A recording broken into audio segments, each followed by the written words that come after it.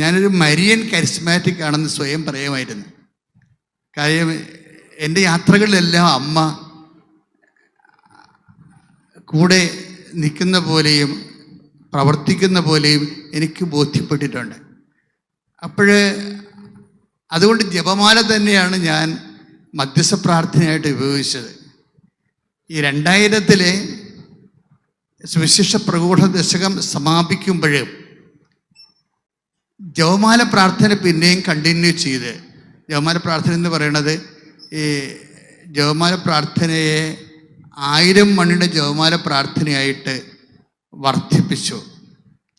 ആ മധ്യസ്ഥ പ്രാർത്ഥനയ്ക്ക് ചൈനയുടെ മാനസാന്തരം, അതുപോലെ തന്നെ സൗദിയുടെ മാനസാന്തരം, സുവിശേഷം എത്താത്ത ഇടങ്ങളിലെ സുവിശേഷം എത്തിക്കുക, യൂറോപ്പിനെ വീണ്ടും വിശ്വാസത്തിലേക്ക് കൊണ്ടുവരിക, ഇതൊക്കെ ഒരു പ്രധാനപ്പെട്ട മിഷനായിക്കൊണ്ട് രാത്രിയും പകലും 1000 മണിയുടെ അഖണ്ഡ ജപമാല പ്രാർത്ഥന നടത്തും, രാത്രിയും പകലും.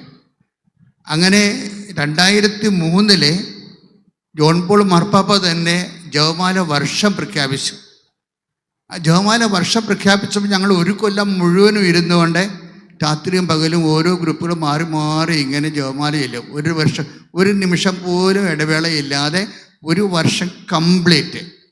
അതായത് 2003 മുതൽ ഒക്ടോബർ മുതൽ 2004 ഒക്ടോബർ 25 വരെ അണമുറിയാതെ അഖണ്ഡ ജപമാല ലോക മിഷന് വേണ്ടിയത്.